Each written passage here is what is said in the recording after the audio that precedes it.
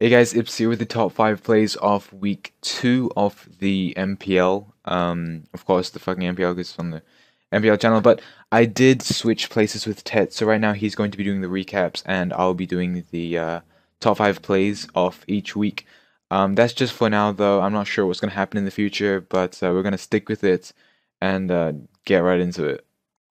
So, fifth on the list is going to be the Anister Umbreons being Mystic against the East Lansing Toxicroaks being Poise.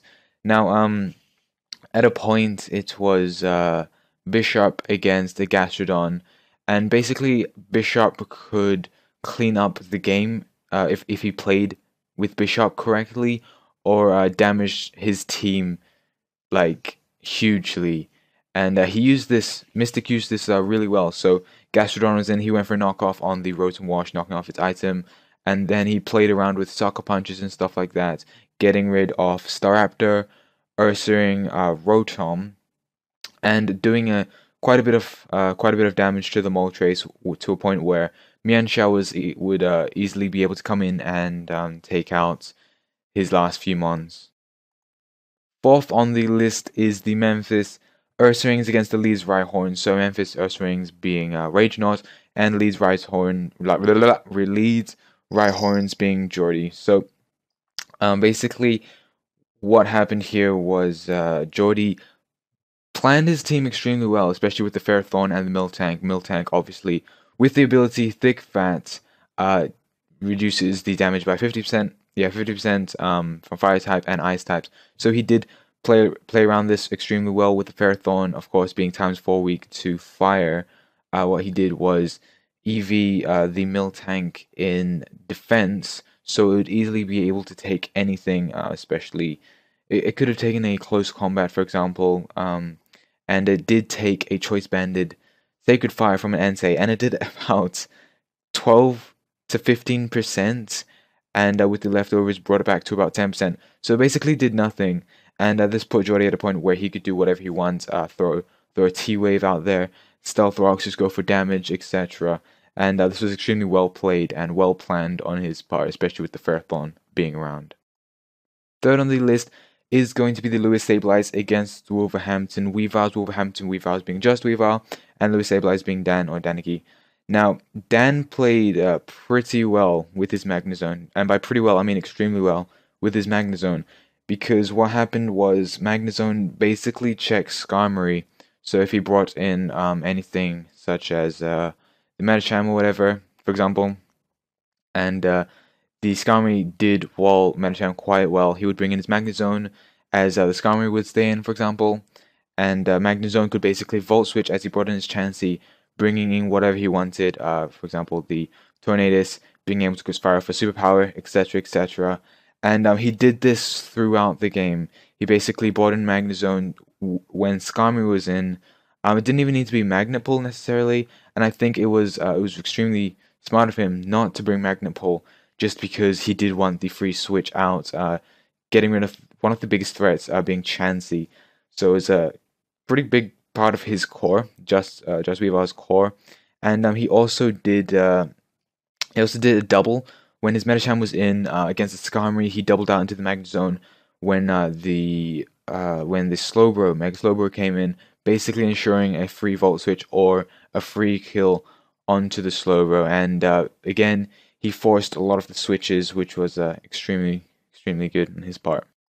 Second is going to be the Viridian Beedrills against the Pittsburgh Steelers. Steelers being Ipa, Viridian Beedrills being Dench. Now it was Ipa that actually made the play when Mega Sableye was in against the Mew. Dench switched out the Mew, went into Terrakion, and Ipa did predict this and go for the Will-O-Wisp, which was extremely good, because obviously a burn Terrakion is essential. Not essential, but it's huge.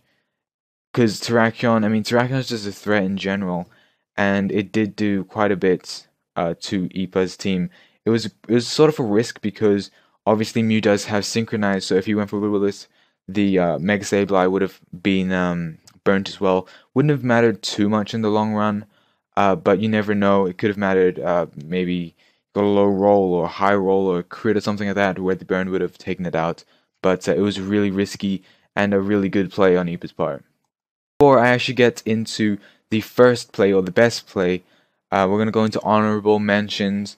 First off is Riz Brotz and Azumarill. It was the stupidest thing I've ever heard, but you know, when I watched the match, it actually would have worked if Eric made a few plays, because basically he had Whirlpool, Perish Song, preventing the potential sweep off Relegator. For Relegator, obviously, like it could have swept Riz's team. So I thought it was interesting. It was definitely interesting. Fucking interesting set.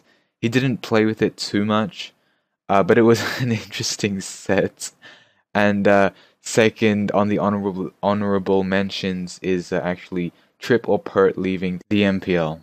So the first play or the best play on the list is the Baltimore Braviaries being Moxie and Fernape versus the Detroit Lipards being Cypher. Now, Moxie, I was really surprised that Thundurus can actually learn Incinerate, because Moxie ran Incinerate Thundurus just to take out the Mega Scizor. Incinerate obviously times 4 against Mega Scizor, which was really good. What he did, he switched out the Thundurus when the Scizor came in into his Salamence, getting Intimidate off just in case, as well as because the Thundurus was Choice Scarfed to outspeed the Landorus, because even if the Landorus was Jolly, 252 EVs in speed, if Thundurus was timid and 252 EVs in speed, it would have outsped the Lando and gone for a Hidden Power Ice, taking out the Lando. So it was a really good play, really well planned on his part with Thundurus. But he did go for Incinerate, taking out the Scizor. Before I actually want to end this, the trip thing wasn't serious. It was just an inside joke, sort of inside being MPL and stuff like that. But if you did enjoy, make sure to smash that like button, subscribe, share this with a friend, all that good stuff. Make sure to check out all the coaches as well as all the matches. Stay tuned for week 3. Week 3 will be up soon, not soon, but actually no, soon. It'll be soon, yeah.